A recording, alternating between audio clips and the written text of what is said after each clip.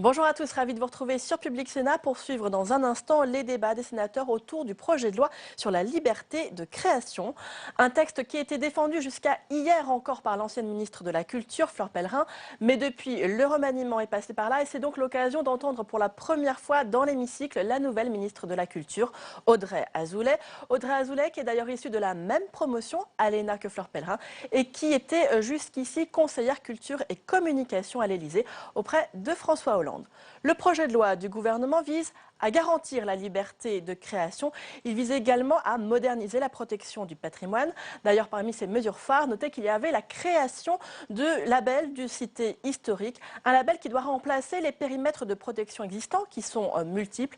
Mais voilà, cette simplification était jugée moins protectrice par de nombreux défenseurs du patrimoine et notamment des élus locaux. Les sénateurs les ont entendus et ont largement modifié le texte en commission. Tout de suite donc, retour au débat dans l'hémicycle. Les sénateurs ont encore plus de 300 amendements à examiner. Ils reprennent les discussions cette fois-ci sur le spectacle vivant et notamment sur la question de l'assurance chômage des intermittents du spectacle. La séance est ouverte. Avant toute chose, je voudrais, Madame la Ministre, vous souhaiter la bienvenue dans cet hémicycle et former des vœux pour la réussite de votre action dans les nouvelles responsabilités qui vous ont été confiées. Madame la Présidente. Merci, Monsieur le Président, de me donner la parole. Cela me permet, au nom des membres de la Commission de la Culture, de la Communication et de l'Éducation, Madame la Ministre, chère Audrey Azoulay, de vous adresser nos salutations républicaines pour votre nomination. Vous dire aussi la bienvenue au Sénat pour la reprise de nos travaux sur la loi création, architecture, patrimoine. Pour tout vous dire, nous avons effectué un très gros travail sur ce texte, un texte maintes fois annoncé, maintes fois différé, enfin inscrit. Et je dois dire que hier, nous avons été quelque peu désorientés face au changement à la tête du ministère de la Culture et de la Communication. Mais sachez que nous sommes dans un état d'esprit constructif au Sénat. C'est notre tradition que de vouloir bien faire la loi. Et donc, nous sommes engagés positivement dans la poursuite de ces travaux. Certains d'entre nous ont la chance de vous connaître et savons que nous allons pouvoir travailler de manière constructive et fructueuse. En tout cas, soyez la bienvenue au nom, encore une fois, de l'ensemble des membres de la Commission. Merci. Madame la Ministre, voulez-vous exprimer? Je vous en prie, vous avez la parole. Merci Monsieur le Président. Pardon. Je voudrais moi aussi, si vous me le permettez, dire quelques mots pour dire d'abord l'émotion qui est la mienne d'être dans cette haute assemblée aujourd'hui. Je mesure la responsabilité qui est la mienne, l'émotion aussi d'être parmi vous.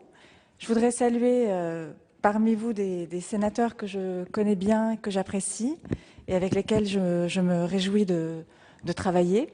Je sais qu'un travail important a déjà été fait en commission sur ce texte, qui a d'ailleurs amène le gouvernement à faire évoluer ses positions et je m'en réjouis parce que je sais qu'ici c'est un travail constructif qui peut être mené et j'ai eu dans d'autres fonctions l'occasion aussi de le constater avec beaucoup de bonheur. Merci Madame la Ministre. Donc je vous donne une indication quand même pour la journée d'aujourd'hui. Nous siégerons jusqu'à ce soir 20h et la séance sera levée à 20h avec une incertitude sur le rythme de poursuite de nos travaux. Lors de la semaine prochaine, il faudra très probablement qu'une conférence des présidents soit réunie dans la journée de mardi. Voilà. Alors, écoutez, nous allons commencer. Le compte-rendu analytique de la précédente séance a été distribué. Y a-t-il des observations? Je n'en vois pas. Il est donc adopté sur les réserves d'usage. L'ordre du jour appelle la suite de la discussion du projet de loi adopté par l'Assemblée nationale relatif à la liberté de la création, à l'architecture et au patrimoine. Dans la discussion du texte de la Commission, nous sommes parvenus à l'amendement numéro 249 rectifié, tendant à insérer un article additionnel après l'article 13 quater. Donc, le 249 rectifié, pardon, qui le présente? Madame Gauthier-Morin. Vous avez la parole.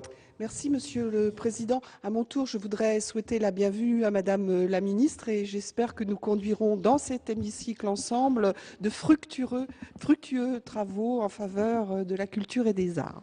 Je veux aussi adresser mes amitiés à Madame Fleur Pellerin, que nous n'avons pas eu l'occasion de resaluer. Voilà.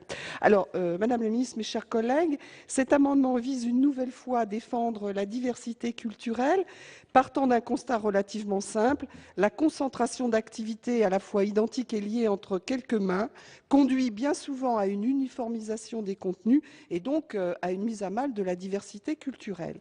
Notre position, vous le savez, est constante sur cette question. C'est celle que nous avions eue dans le domaine de la presse et nous conduisons évidemment la même réflexion aujourd'hui. Donc cet amendement vise à limiter le cumul d'activités par quelques personnes qui bien souvent se disent qu'en contrôlant à la fois la création, la conception, la distribution et la promotion, ils pourront la façonner. N'est-ce pas là, au fond, la définition même de la concentration culturelle et artistique? L'enjeu de cet amendement n'est pas d'empêcher les sociétés commerciales de pratiquer une activité où par ailleurs elles ont des compétences reconnues. Il est plutôt question de limiter le cumul d'activités, phénomène nuisible à la diversité culturelle, comme je viens de dire. L'amendement prévoit d'empêcher les sociétés commerciales, lorsque leur chiffre d'affaires dépasse un seuil fixé par voie réglementaire, de cumuler plus de 2 activités parmi les suivantes: l'exploitation de lieux de spectacle, la production et la diffusion de spectacles, la distribution de billets de spectacle et l'édition de production ou de distribution photographique. À titre d'exemple, il nous apparaît aujourd'hui dangereux qu'une même personne puisse à la fois produire un spectacle, gérer sa promotion ou encore louer la salle dans laquelle il se joue, et ce pour une raison très simple: comment s'assurer que cette personne n'utilisera pas pour ses seuls spectacles une salle parfois publique mais qui serait sous gestion privée? Voilà, donc je crois que vous aurez saisi l'intention qui est la nôtre au travers de cet amendement. Je vous remercie. Merci, Madame Gauthier-Morin. Quel est l'avis de la Commission? Monsieur le rapporteur. Merci, Monsieur le Président. Madame la Ministre, je m'associe bien entendu aux propos de la Présidente de la Commission de la Culture pour vous souhaiter la bienvenue. Non seulement vous arrivez au milieu d'un texte, mais vous arrivez également entre 2 amendements, l'un qui a été débattu hier et un qui va se débattre aujourd'hui et qui va dans le même sujet. Donc c'est un peu compliqué. Cet amendement qui vient d'être présenté vise, comme celui d'hier, à encadrer les concentrations excessives dans le domaine du spectacle vivant. Alors, nous avons développé hier des arguments qui tendaient à donner un avis défavorable, en l'état en tout cas, même si on comprend l'objectif qui est visé pour éviter ces concentrations excessives. Nous avons développé les arguments du fait que les contrôles de concentration concernent de très grosses opérations. La législation actuelle comporte déjà des outils de contrôle et de régulation. En l'état de la situation, nous avions demandé de rejeter cet amendement. C'est donc un avis défavorable. Merci, Madame la Ministre, pour l'avis du gouvernement. Merci. Je comprends la préoccupation qui est exprimée sur la possible concentration pour les salles dans le spectacle vivant, parce que ce qu'on vise derrière, bien sûr, c'est à préserver la diversité artistique qui s'exprime dans ces salles.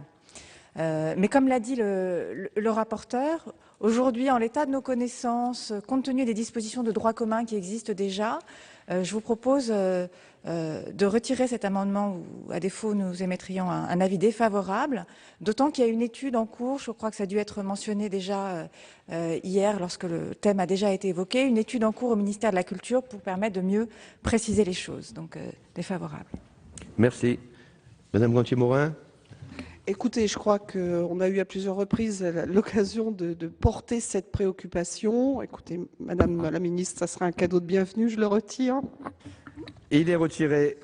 Alors, nous poursuivons avec l'amendement 109 rectifié à l'article 14. Ah, Monsieur Assouline. C'est Madame Robert, Monsieur le Président. Ah, pardon, Madame Robert, excusez-moi.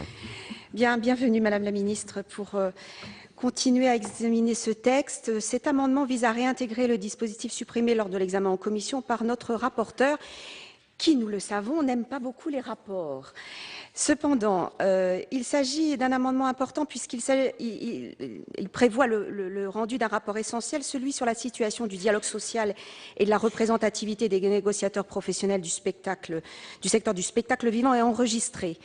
On connaît les difficultés des employés du secteur et nombre d'entre eux subissent les affres du régime de l'intermittence. On sait également qu'un certain nombre de menaces permanentes pèsent sur les annexes 8 et 10 de la Convention UNEDIC. Le secteur est le seul qui ne soit pas représenté au niveau multiprofessionnel, bien que la FESAC, qui regroupe, nous le savons, plus de 30 organisations, dispose pleinement des compétences pour négocier à ce niveau. J'y reviendrai d'ailleurs dans un amendement pour soutenir le 4e champ multiprofessionnel. Donc je pense qu'il était important que nous parlions de cet article qui prévoit un rapport d'expertise et j'espère, monsieur le rapporteur, que sur ce rapport qui nous donnera des éléments pour continuer à analyser le spectacle vivant, vous serez beaucoup plus diligent. Merci. Merci. Alors, monsieur le rapporteur. Merci, monsieur le président. Oui, vous avez ma réponse dans votre commentaire. Comme vous le savez, notre commission a supprimé cet article, comme il a supprimé les 8 demandes de rapport qui sont présentes dans le texte et comme il a également donné un avis défavorable en cours d'examen aux nombreux rapports qui ont encore été demandés. Voilà. Ici, dans notre Assemblée, nous avons toujours, en tout cas depuis quelque temps, essayé d'éviter dans la loi les éléments qui n'ont pas de caractère normatif en réalité. Donc c'est la raison pour laquelle, sur la forme, je suis défavorable. Sur le fond, maintenant, parce que c'est quand même le fond qui vous amène à demander cela. Sur le fond, la rédaction d'un rapport sur le sujet ne me paraît pas constituer une réponse suffisante au regard du problème soulevé par la représentativité des négociateurs professionnels dans le domaine du spectacle vivant, compte tenu de l'imminence de l'ouverture de négociations sur la nouvelle convention d'assurance chômage qui devrait démarrer bientôt. Mieux vaudrait déterminer directement les parties qui seront autorisées à prendre place autour de la table de négociation, par le biais d'un décret par exemple, comme l'avait proposé notre commission des affaires sociales lors de l'examen du projet de loi relatif au dialogue social et à l'emploi au printemps dernier. Et pour ces 2 raisons, la première de forme et la deuxième de fond, j'émets un avis défavorable à cet amendement. Merci. Madame la ministre. Merci. Madame la sénatrice, monsieur le rapporteur, nous sommes favorables à cet amendement. Je crois qu'il s'inscrit dans une dynamique que vous avez rappelée, où les partenaires sociaux se sont confiés dans le domaine du spectacle des responsabilités nouvelles, notamment dans le cadre de la discussion sur le régime de l'assurance chômage. Et donc, il est important, et je crois que c'est très attendu par les partenaires sociaux, que cette étude puisse être faite. Donc, position favorable à cet amendement. Merci. Alors, je vais le mettre aux voix avec un avis défavorable de la commission et favorable du gouvernement. Qui est pour? Qui est contre? Qui s'abstient? Il est adopté et l'article 14A est rétabli. Nous passons à des additionnels avec un amendement 113 rectifié. Qui le présente? Le 113 rectifié. Qui présente le 113 rectifié? Monsieur Assouline. Oui, à mon tour, Madame Audrey Azoulay, je voulais vous souhaiter bonne chance, bon travail et que nous puissions travailler le mieux sur cette loi qui est importante. Saluer le travail fourni par Fleur Pellerin et puis vous dire que on se connaît, je sais à quel point vous êtes une femme de culture, compétente et qui aime la culture. Donc ça, c'est très important pour nous quand on travaille là-dessus, parce que c'est regardé souvent comme un supplément d'âme. Et je l'ai dit dans mon intervention de séance, je pense qu'aujourd'hui, plus que jamais, c'est notre âme, et il faut des ministres qui aiment la culture. Cet amendement était porté beaucoup plus comme un appel à des précisions par rapport à des pratiques qui inquiètent les intermittents du spectacle. parce que peut-être des fois il y a des abus, parce que la loi prévoit des choses qui encadrent, mais elle n'est pas suffisamment précise parfois. Je sais que c'est quelque chose qui était porté par notre collègue Maryvonne Blondin de façon importante. Elle ne peut pas malheureusement être aujourd'hui en séance. Donc je l'ai maintenu dans un premier temps pour entendre la ministre et pour que ce sujet soit porté. Mais je le dis, si la rédaction et si les réponses du gouvernement sont satisfaisantes, je le retirerai bien entendu. Merci. Monsieur le rapporteur. Merci, Monsieur le Président. Donc, il s'agit d'interdire le portage salarial dans les domaines du cinéma, de l'audiovisuel et du spectacle. Je rappellerai qu'une ordonnance du 2 avril 2015 est venue encadrer strictement l'activité de portage et les modalités de recours au portage salarial. Une entreprise ne peut faire appel à un salarié porté que pour, je cite, l'exécution d'une tâche occasionnelle ne relevant pas de son activité normale et permanente ou pour une prestation ponctuelle nécessitant une expertise dont elle ne dispose pas. Voilà, c'est déjà une formulation qui est assez claire dans les textes. Par ailleurs, les entreprises de portage ne peuvent faire que du portage strictement et elles sont seules à pouvoir en faire. Par conséquent, il nous semble que la législation empêche que des entreprises du spectacle vivant puissent faire elles-mêmes du portage. Une mission commune au ministère de la Culture et des Affaires sociales est chargée d'examiner en ce moment le dispositif de la licence d'entrepreneur du spectacle vivant et la question du portage salarial fait partie de la lettre de mission actuelle. Donc je pense qu'il faut lui laisser le temps, mon cher collègue, de rendre ses conclusions. Et pour ces raisons, et en l'état de la situation de ce sujet qui est en cours d'évolution, la Commission vous demande soit de retirer, comme vous l'avez proposé votre amendement, soit je mettrai un avis défavorable. Merci. Madame la ministre. Merci. En réalité, même position que monsieur le rapporteur, puisque donc depuis cette ordonnance de 2015, je crois qu'il y a les moyens juridiques effectivement de parer à ce risque que je comprends fort bien que vous évoquiez et que vous pointiez. Et puis il y a la mission en cours et le travail qui est réalisé en ce moment, je crois, qui permettra aussi de répondre à votre préoccupation légitime. Donc position défavorable si l'amendement était maintenu. Merci. Alors est-il maintenu, Monsieur Assouline? Il est retiré? Il est retiré. Nous passons au 110 rectifié. Madame Robert. Merci, Monsieur le Président. Madame la Ministre, alors comme je le disais tout à l'heure, c'est un amendement important puisqu'il prévoit la création d'un 4e champ multiprofessionnel du spectacle. Il est important à plusieurs titres. Le champ du spectacle est un niveau de négociation hybride aujourd'hui, car le législateur ne connaît que 3 niveaux de représentativité, la branche professionnelle, le niveau multiprofessionnel et le niveau interprofessionnel. Le secteur de la culture est le seul des secteurs professionnels à demeurer hors champ. Il n'est représenté ni dans le champ multiprofessionnel, ni dans le champ interprofessionnel. Cette proposition permet donc de régler la question de la représentativité patronale au niveau du champ du spectacle, en lui conférant bien sûr un niveau de représentativité déjà existant, mais juridiquement non sécurisé aujourd'hui. Il ne remet bien sûr pas en cause le principe de délégation des négociations des annexes 8 et 10. Au contraire, elle vient la compléter en rendant la consultation obligatoire en cas d'échec des négociations du secteur. Je rappelle que l'organisme qui représente les employeurs du spectacle vivant, la FESAC, gère les questions sociales communes aux 9 branches du secteur du spectacle et il négocie les accords, est compétent sur la question de l'assurance chômage, mais aussi sur l'ensemble des autres questions sociales. Je pense bien sûr à la sécurisation des parcours professionnels, à la médecine du travail, à la pénibilité, etc. À ce jour, il est hors champ et les organismes représentatifs du secteur n'ont jamais pu être associés à la préparation des accords nationaux interprofessionnels qui sont transposés en l'état dans la loi. Donc les conséquences peuvent être lourdes. Et à ce titre, compte tenu des spécificités d'emploi dans le spectacle, il paraît vraiment essentiel que le secteur soit consulté par les organismes interprofessionnels, comme le sont les autres secteurs de l'économie sociale et solidaire. Je pense à l'agriculture, bien sûr en plus, mais aussi des professions libérales qui constituent les 3 autres champs.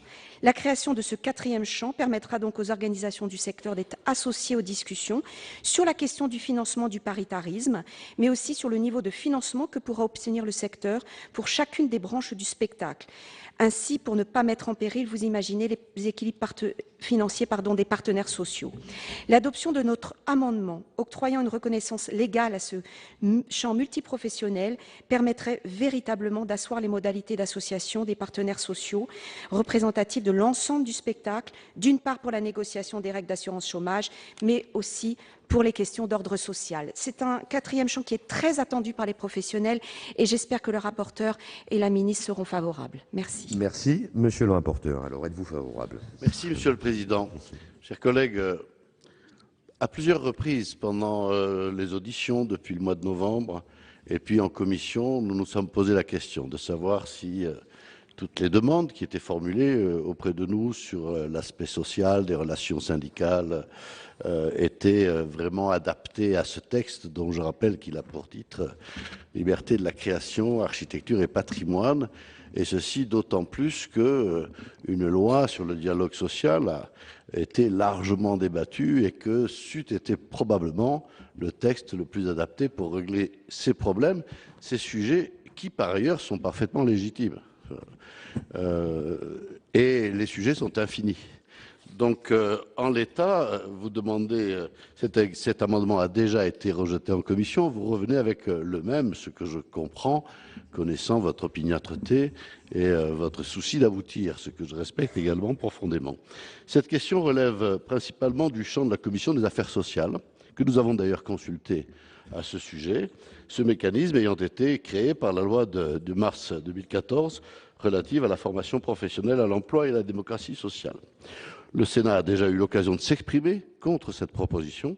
En cours de l'examen de la loi sur le dialogue social et l'emploi, elle avait reçu 2 avis défavorables, à la fois de la Commission des affaires sociales et du gouvernement, au moment de la loi de 2014. On ne peut pas parler de multiprofessionnels pour le spectacle vivant et enregistré comme on le fait pour les activités agricoles, les professions libérales ou l'économie sociale et solidaire, ne relevant pas du champ couvert par des organisations professionnelles d'employeurs représentatives au niveau national et interprofessionnel, c'est-à-dire la FNSEA, l'UNAPL et l'UDES. Donc, avec ces éléments, sans remettre en cause le fond de vos objectifs, je donnerai un avis défavorable. Merci, Madame la Ministre. Alors, notre position est défavorable, la position du gouvernement est défavorable. Vous citiez la position de la Commission des affaires sociales qui l'avait été, et je dois dire que les affaires sociales au niveau du gouvernement le sont aussi.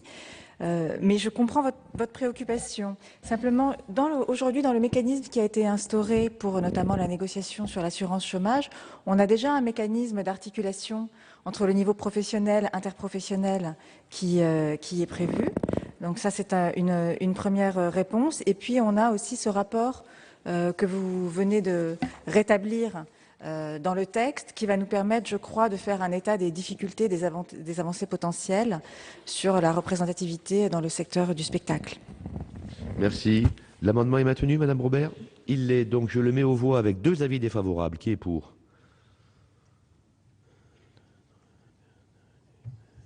Qui est contre? Il est adopté.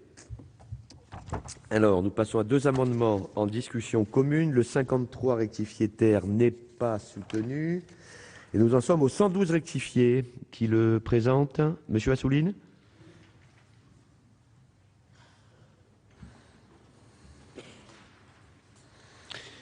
L'article L. 4622-6 du Code du travail soulève des difficultés d'ordre pratique. Il dispose que les dépenses afférentes aux services de santé au travail sont à la charge des employeurs. Dans le cas de services communs à plusieurs entreprises, ces frais sont répartis proportionnellement au nombre des salariés. C'était la citation. Beaucoup d'entreprises emploient des artistes et techniciens du spectacle, des journalistes rémunérés à la pige et des mannequins. Les personnes qui emploient ce type de personnel sont par définition multi-employeurs. Sur la base des dispositions du Code du travail, chaque employeur devrait verser une cotisation pour chaque contrat d'engagement, alors qu'une seule visite médicale serait effectuée. Cette situation remettrait en cause tous les efforts entrepris depuis des décennies pour favoriser la surveillance médicale de populations, et notamment de ces populations qui peuvent être fragilisées. En outre, la proportionnalité des frais d'assises sur l'effectif semble peu en adéquation avec les missions des services de santé au travail telles que consacrées par la réforme de 2011, qui leur a octroyé un caractère de plus en plus collectif. Nous proposons donc de définir une assiette centrée sur la masse salariale qui permettrait de prendre en considération les spécificités des personnels visés. Cette solution répondrait à une logique économique plus claire et plus pertinente. Monsieur le rapporteur.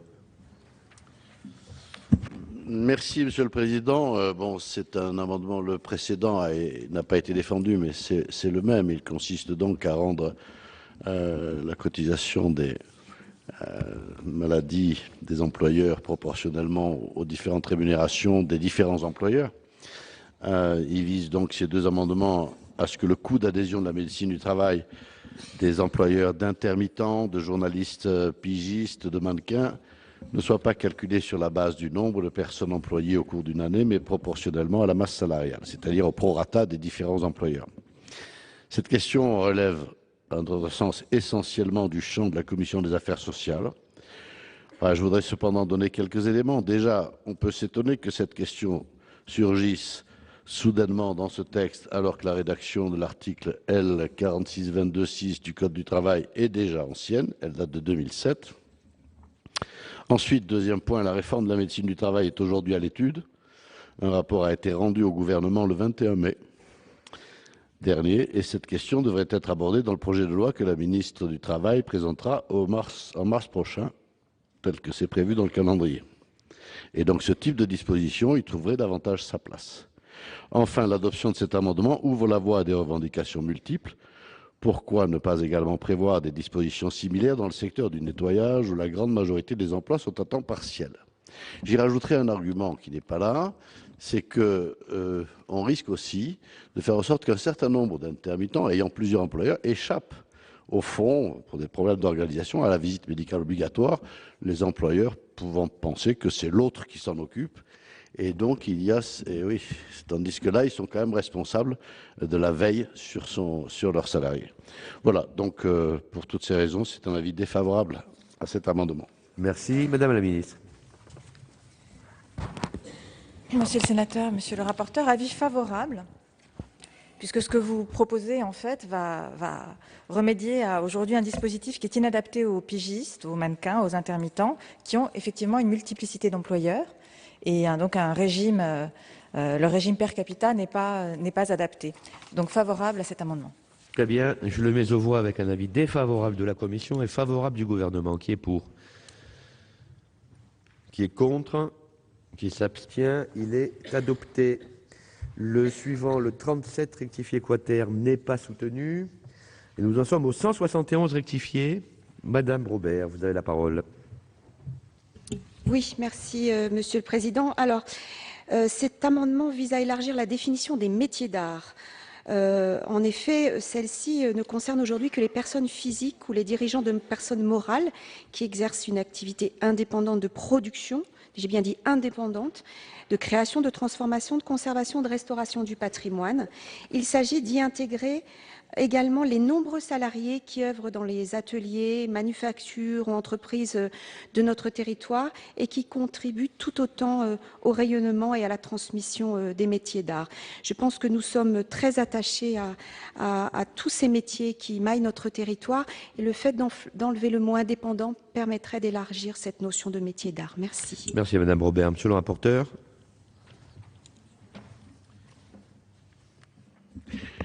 Chers collègues, Monsieur le Président, la définition des métiers d'art mérite effectivement, elle existe, mais elle mérite une réflexion, ça c'est sûr. Comme vous le savez, nous ne sommes pas favorables à la multiplicité des rapports. Hier, nous avons assisté à un... pardon. Oui. Ah oui, rapport sur la situation des arts visuels. Je suis trompé. Alors, temps mort. Nous en sommes au 171 rectifié.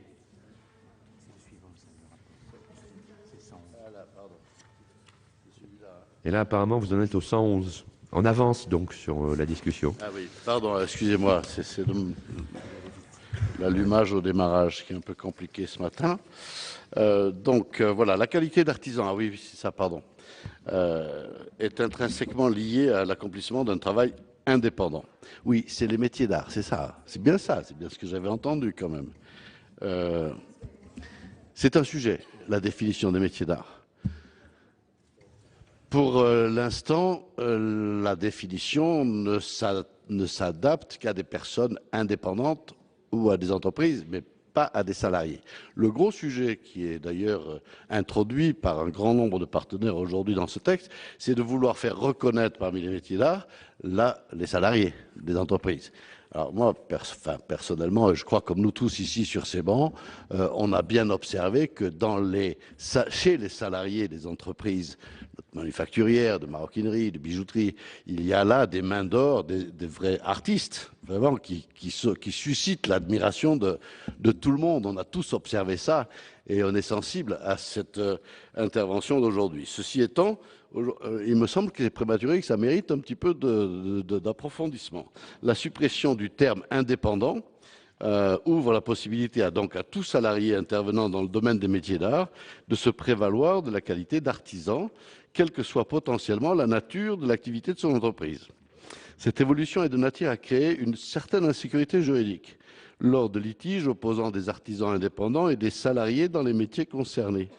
Dans son rapport pour avis sur le projet de loi relatif à l'artisanat, au commerce et aux très petites entreprises, notre collègue Didier Marie était très clair sur le fait que l'appellation artisan ne vise non pas les individus, mais les entreprises, et que l'article 20 de la loi du 5 juillet 1996 ne définit pas de manière exhaustive les métiers d'art, mais seulement les entreprises qui, au sein des artisans, relèvent des métiers d'art. C'est pourquoi il ne nous paraît pas souhaitable aujourd'hui de toucher à la rédaction de l'article 20 au risque de remettre en cause un équilibre qui figure dans la loi depuis 1996. Citant, ça reste un sujet sur lequel on est tous sensibles. Favorable. Madame la ministre.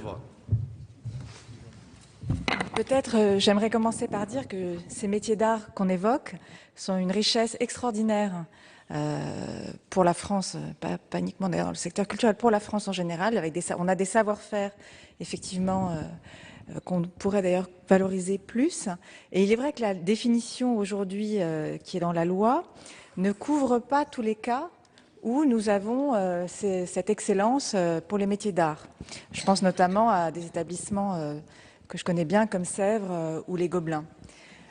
En même temps, on aurait préféré, du côté du gouvernement, engager une concertation entre les différents départements ministériels concernés et aussi avec les organisations professionnelles pour peut-être arriver à la rédaction juridique la plus pertinente, comme vous le releviez.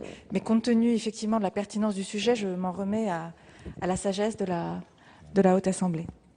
Parfait. Alors, je mets aux voix cet amendement avec un avis défavorable de la Commission et un avis de sagesse du gouvernement. Qui est pour ? Qui est contre? Il est adopté.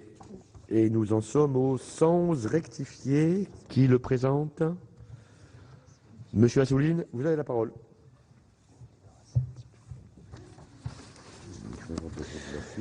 Le secteur des arts visuels, on y est, monsieur le rapporteur, n'est pas une industrie culturelle, il est constitué d'une multitude d'acteurs, privés, publics et surtout associatifs, qui maillent l'ensemble du territoire.